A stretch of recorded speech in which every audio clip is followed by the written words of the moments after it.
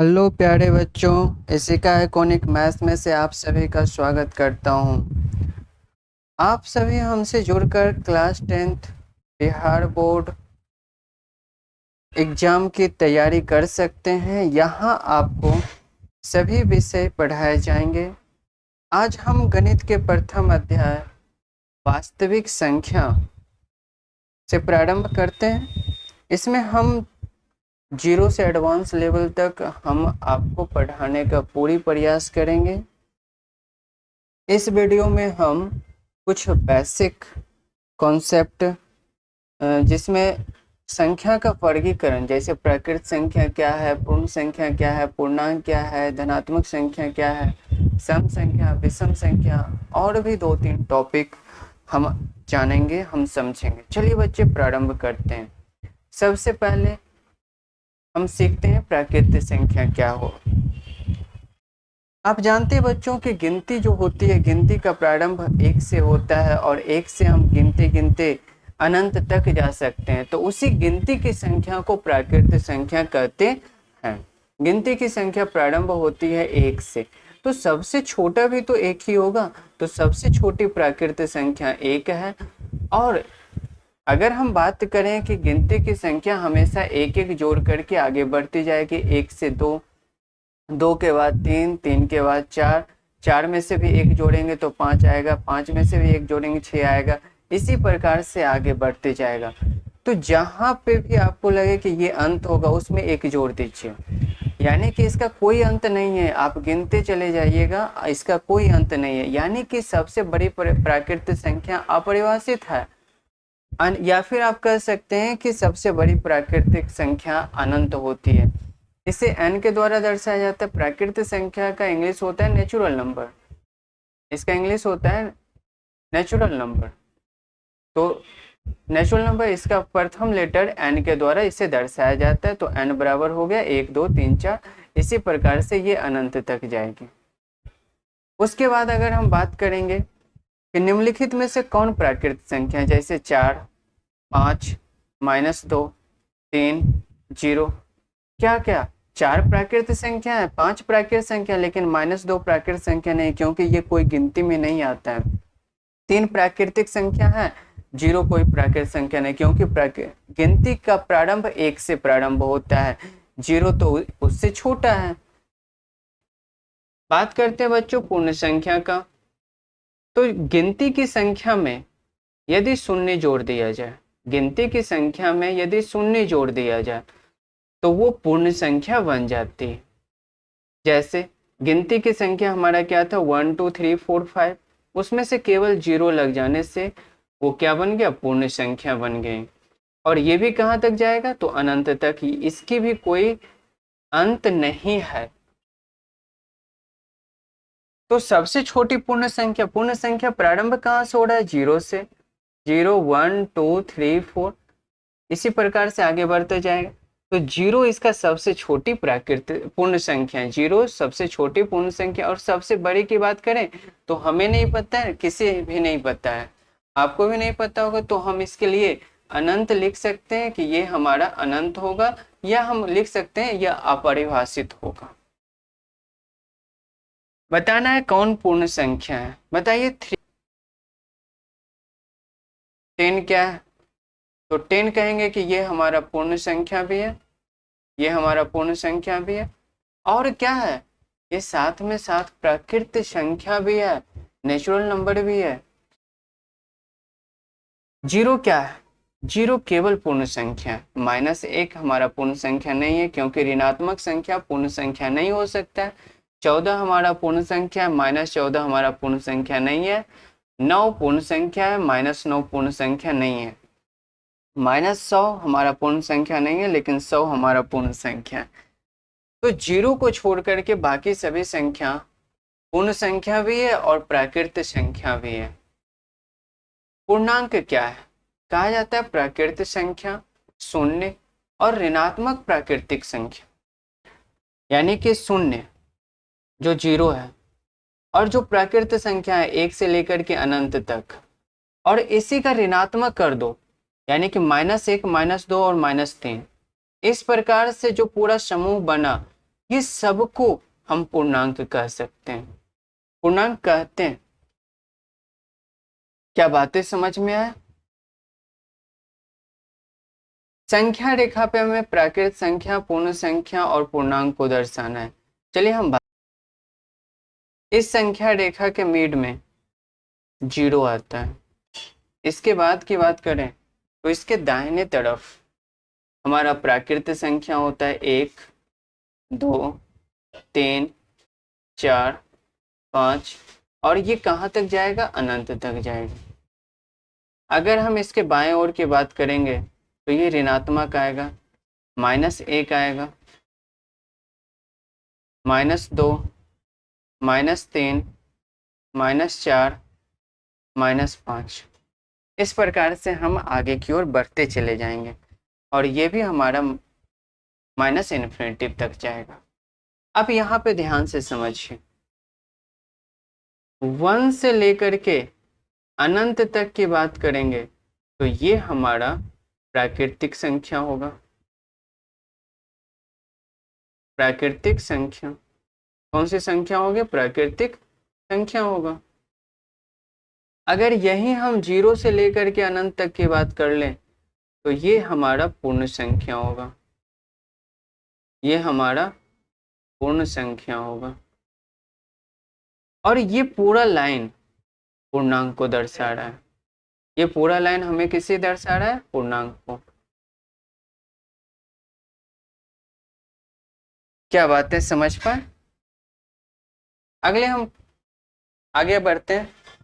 कहा जाता है सभी प्राकृत संख्या पूर्ण संख्या होती है, परंतु सभी पूर्ण संख्या प्राकृत संख्या नहीं होती है, क्योंकि 0 प्राकृत संख्या नहीं है। हम यहाँ पे लिखते हैं 0, 1, 2, 3, 4, 5, ये अनंत तक जाएगा। अगर हम 1 से प्रारंभ करें और अनंत तक जाए तो ये प्राकृत संख्या होगा, नेचुरल नंबर जिसे कहते हैं। अगर 0 से प्रारंभ करें और आगे अनंत तक जाए तो ये हमारा पूर्ण संख्या होगा, होल नंबर। तो देखिए, एक क्या है? पूर्ण संख्या भी है और प्राकृत संख्या भी है। 2 क्या है? प्राकृत संख्या भी है, पूर्ण संख्या भी है। 3 क्या है? दोनों।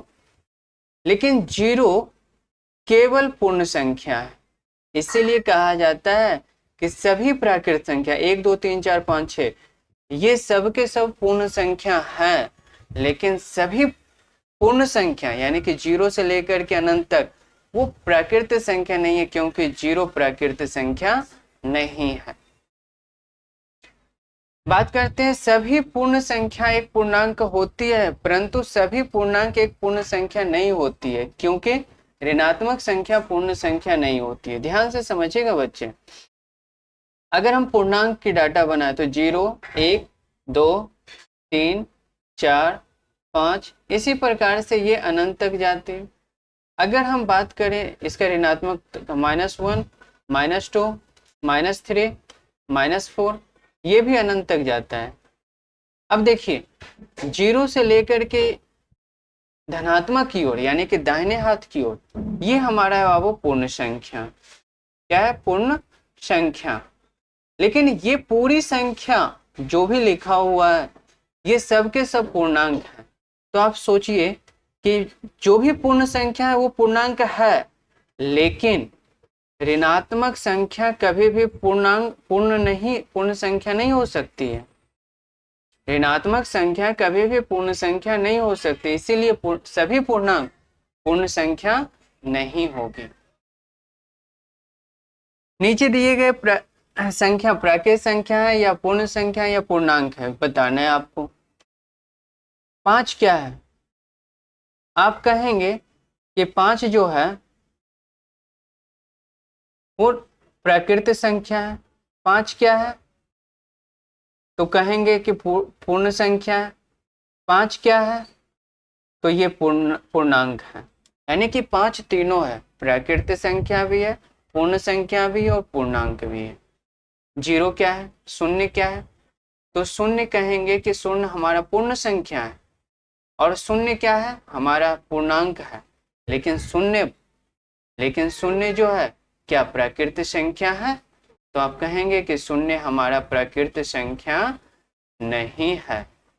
शून्य हमारा प्राकृत संख्या। उसी प्रकार से -6, -6 बताइए क्या क्या है? -6 क्या ये पूर्ण संख्या है? नहीं, ये पूर्ण संख्या नहीं है। ये यानी कि ये हमारा होल नंबर नहीं है। 6 क्या है? -6 क्या है? क्या ये होल नंबर, ये नेचुरल नंबर है? यानी कि प्राकृतिक संख्या नहीं है।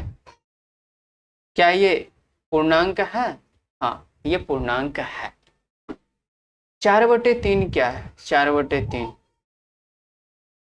ये ना ही पूर्ण संख्या है, ना ही प्राकृतिक संख्या है और ना ही पूर्णांक है, क्योंकि बट्टे में से कभी भी पूर्णांक को, पूर्ण संख्या को, प्राकृतिक संख्या को नहीं लिख सकते। जो बट्टे में दिया हो तो हम इसे नहीं लिख, ये भिन्न है, ये परमेय संख्या है। ये प्राकृतिक संख्या, पूर्ण संख्या और पूर्णांक नहीं। आगे बात करते हैं बाबू धनात्मक संख्या। तो जो संख्या 0 से बड़ा है वो सबके सब धनात्मक संख्या कहलाते हैं। अब ऐसे तो धनात्मक संख्या को प्लस साइन के, प्लस चिन्ह के द्वारा दर्शाते हैं, लेकिन अगर बिना चिन्ह का कोई भी प्राकृतिक संख्या लिखा हो, जैसे 5 बिना चिन्ह का लिखा हो, तो इसके पहले प्लस चिन्ह छुपा होता है। 5 का ही मतलब होता है +5। ये बात आप ध्यान से समझिएगा। 5 लिखा हो या +5 लिखा हो, दोनों धनात्मक होंगे। दोनों क्या होंगे? पॉजिटिव होंगे, धनात्मक होंगे।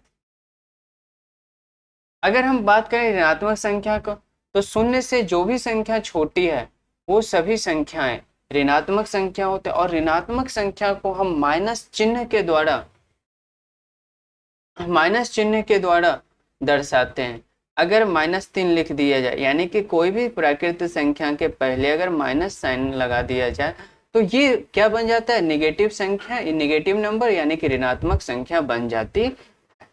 और ऋणात्मक संख्या हमेशा 0 से छोटा होता है।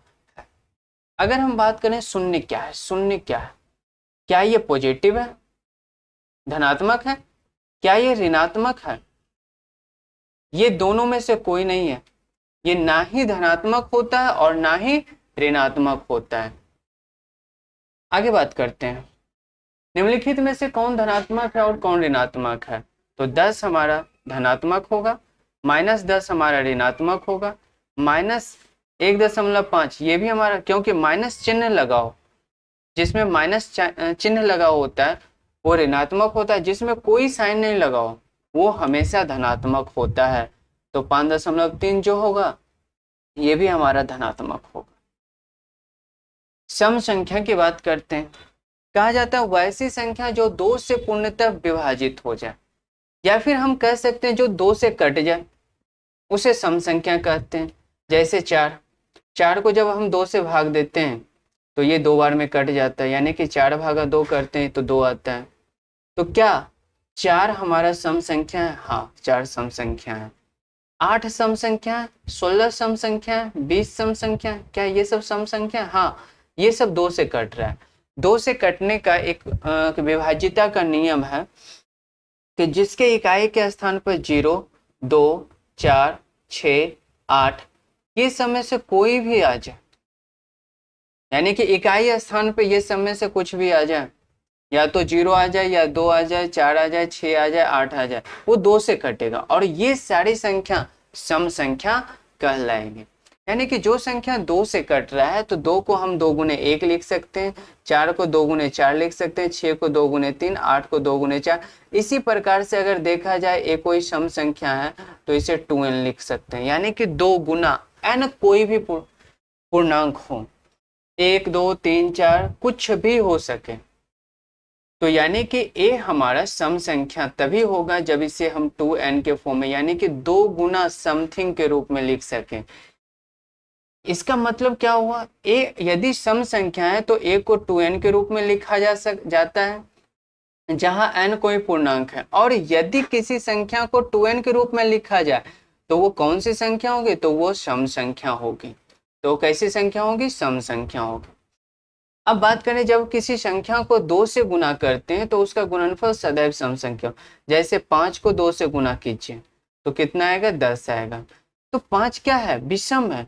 5 हमारा क्या है, विषम है। तो यानी कि विषम को भी 2 से गुना करेंगे तो क्या आ जाएगा, हमारा 10 सम संख्या आ जाएगी। अगर सम संख्या को गुना करें तो सम संख्या, जैसे 4 को 2 से गुना कीजिए तो कितना आएगा, 8 आएगा। तो 4 हमारा क्या है, सम संख्या।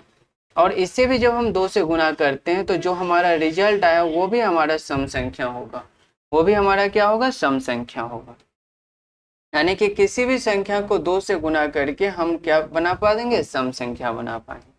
विषम संख्या क्या होगा, वैसी संख्या जो 2 से पूर्णतः विभाजित नहीं हो, जो 2 से ना कटे। यानी कि किसी भी संख्या को 2 से भाग दें और उसका रिमाइंडर 1 बचे। जैसे 2 को 15 में भाग दीजिए तो 2 सती 14, एक हमारा शेष बच गया ना। तो यानी कि इसका शेष जब 1 बच गया तो हम कहते हैं कि 2 से 15 विभाजित नहीं हो रहा है। तो यानी कि 15 हमारा कैसी संख्या होगा, विषम संख्या होगा। अगर हम विषम संख्या को किस रूप में लिखा जाए, तो विषम संख्या को 2n + 1 के रूप में लिखा जाता है। 2n क्या है, इसे हम जानते हैं सम संख्या होता है। और सम संख्या में एक जोड़ दो या एक घटा दिया जाए, एक जोड़ दिया जाए या एक घटा दिया जाए, वो कैसा बन जाता है, वो विषम संख्या बन जाता है। कैसी संख्या बन जाती है, विषम संख्या बन जाती। तो विषम संख्या को किस रूप में लिखा जाएगा, 2n + 1 के रूप में लिखा जाएगा। इसी को हम बताएं, इसी में से हम आपको समझा रहे हैं, ध्यान से समझिएगा। अगर हम कोई विषम संख्या लेते हैं, जैसे 5 को हम क्या लिखेंगे, 2 × 2 + 1, है ना। उसी प्रकार से 11 को हम क्या लिखेंगे, 2 × 5 + 1। यानी कि इसी प्रकार से कोई नंबर, कोई संख्या जिसके बारे में हम जानते हैं कि वो विषम है, जैसे ए कोई विषम संख्या है, तो इसे हम लोग 2n आप +1 करेंगे, इस रूप में लिखा जा सकता है किसी भी संख्या को। आप ऊपर देख सकते हैं। अब बात करेंगे अभाज्य संख्या। तो कहा जाता है वैसी संख्या जो एक और स्वयं को छोड़कर किसी से विभाजित ना हो, उसे अभाज्य संख्या कहते हैं। जैसे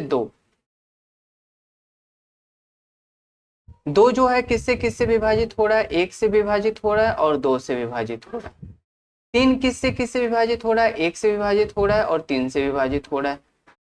5 किससे विभाजित हो रहा है, 1 से विभाजित हो रहा है और 5 से। यानी कि जो संख्या 1 से विभाजित हो और खुद से विभाजित हो, उसे हम क्या कहते हैं, अभाज्य संख्या कहते हैं। क्या बताइए 10 हमारा अभाज्य संख्या होगा? तो हम कहेंगे 10 जो है 1 से विभाजित हो रहा है, 2 से विभाजित हो रहा है, 5 से विभाजित हो रहा है, 10 से विभाजित हो रहा है। यानी कि 1 और 10 के अलावा ये 2 से विभाजित हो रहा है और 5 से विभाजित हो रहा है। तो कहेंगे 10 जो है वो अभाज्य संख्या नहीं है। बातें समझ पाए होंगे।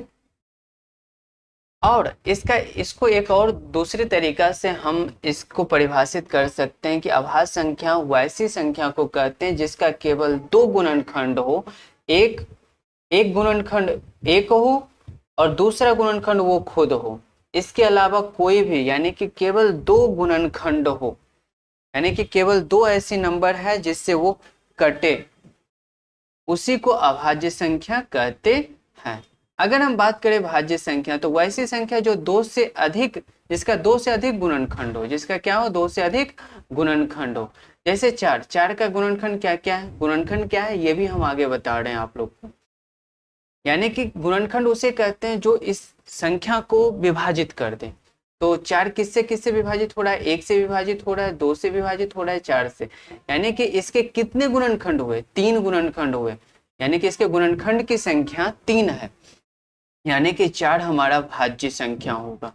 उसी प्रकार से 8, 9, 10, 12 ये सभी भाज्य संख्याएं, क्योंकि इसके 2 से अधिक गुणनखंड हैं।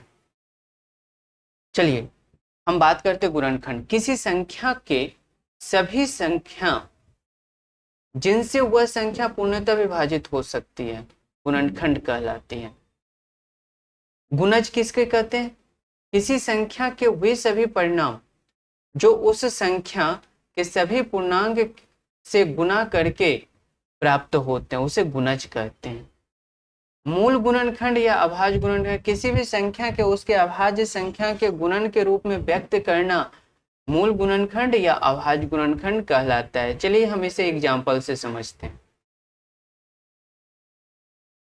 सबसे पहले हम बात करेंगे गुणनखंड का। गुणनखंड का हम अभी बात किए थे कि जैसे 5 10 ले लिए, 10 किससे किससे कट रहा है, किस संख्या से विभाजित हो रहा है? 1 से विभाजित हो रहा है, 2 से विभाजित हो रहा है, 5 से विभाजित हो रहा है और 10 से। तो 1 2 5 10 ये 10 का गुणनखंड है।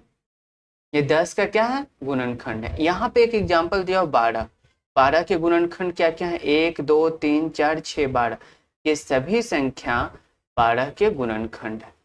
अगर हम गुणज की बात करें मल्टीपल्स, तो जिस संख्या का गुणज हमें निकालने के लिए दिया जाए तो उस संख्या में कोई भी पूर्णांक को गुना करके जो हमें संख्या प्राप्त होती है, जैसे 5 को 1 से गुना करेंगे तो 5 आएगा, 5 को 2 से गुना करेंगे 10 आएगा, 5 को 3 से गुना करेंगे 15 आएगा, 5 को 4 से गुना करेंगे 20 आएगा, 5 को 5 से गुना करेंगे 25 आएगा। इसी प्रकार से जब हम आगे की ओर बढ़ते जाते हैं तो यानी कि गुणज की संख्या अनंत होती है, यानी कि आप जितना उसमें से गुना करते जाएंगे उतनी ही गुणज आपको प्राप्त होती जाएगी। अभाज्य गुणनखंड की बात करते हैं तो अभाज्य गुणनखंड यानी कि किसी भी संख्या को अभाज्य संख्या के गुणनफल के रूप में लिखना, यानी कि उसको अभाज्य संख्या के गुणनफल के रूप में व्यक्त करना ये अभाज्य गुणनखंड कहलाता है। इसे कैसे लिखते हैं? जैसे 4 का हम बात करेंगे तो 4 को हम क्या लिखेंगे? 2 गुना 2। 2 भी अभाज्य संख्या है, ये भी अभाज्य संख्या, यानी कि 2 क्या है? अभाज्य संख्या, और अभाज्य संख्या के गुणनफल के रूप में दर्शाना ही अभाज्य गुणनखंड कहलाएगा। 16 की बात करते हैं तो 2 गुने 2 गुने 2 गुने 2, अब ये सबको गुना करेंगे तो 16 ही आएगा, लेकिन 16 को अभाज्य संख्या के गुणनखंड के रूप में लिख दिए तो इसे हम लोग अभाज्य गुणनखंड कहेंगे। कैसे लिखते हैं ध्यान से समझिए। अगर 16 का लिखना है तो इसे छोटी अभाज्य संख्या जिससे ये विभाजित हो रहा है उससे भाग देना है। तो 2 से कितनी बार में लगेगा? 8 बार में। फिर 2 से कितनी बार में? 4 बार में। फिर 2 से कितनी बार में? 2 बार में। फिर 2 से कितनी बार में? 1 बार। ये सबको गुना के रूप में लिख दीजिए, यानी कि 16 बराबर 2 गुने 2 गुने 2 गुने 2। उसी प्रकार से 100 का अभाज्य गुणनखंड आपको निकालने के लिए कह दिया जाए तो भी हम उसी प्रकार से करेंगे। 2 से इसे भाग देंगे तो 50 बार में आएगा, फिर 2 से करेंगे तो 25 बार में आएगा, फिर ये 2 से अब नहीं कटेगा, 5 से कटेगा तो 5 से 5 बार में, 5 से 1 बार में। यानी कि हम 100 को लिख सकते हैं क्या? 2 गुने 2 गुने 5 गुने 5। इसको लिखने का एक और तरीका है जो भी आप समझ लीजिए। 2 गुने 2 यानी कि इसे 2 का स्क्वायर कर सकते हैं, गुने 5 इसे 5 का स्क्वायर कर सकते हैं। यानी कि अभाज्य संख्या के वर्ग के गुणनफल के रूप में लिखिए या अभाज्य संख्या को ऐसे ही गुणनफल के रूप में लिखिए, ये दोनों इसका अभाज्य गुणनखंड कहलाता है। बात समझ पाए होंगे बच्चे? उम्मीद करते हैं कि आप इस बात को समझ पाए होंगे। चलिए आज हम इस वीडियो में इतना ही रखते हैं, फिर मिलते हैं नेक्स्ट वीडियो में। तब तक आप लोग रिवीजन करते रहिए, पढ़ते रहिए। और एक बात बच्चों आप लोग को बता दें कि आपके लिए ये जो सीरीज चला है, ये सीरीज आपको पूरी कक्षा 10 की गणित के लिए चलेगी, जो लगातार चलती रहेगी। आपको प्रत्येक दिन एक वीडियो मिलेगा जिसे आप ध्यान से देखिए। इसमें हम सारे कॉन्सेप्ट को भी क्लियर करेंगे और हम इसमें से आप सभी बच्चे के लिए एनसीईआरटी और भारतीय भवन की बुक का सारे क्वेश्चंस को सॉल्व करवाएंगे। जो जो इम्पोर्टेंट क्वेश्चंस हो उसे भी सॉल्व करवाएंगे। चलिए बच्चे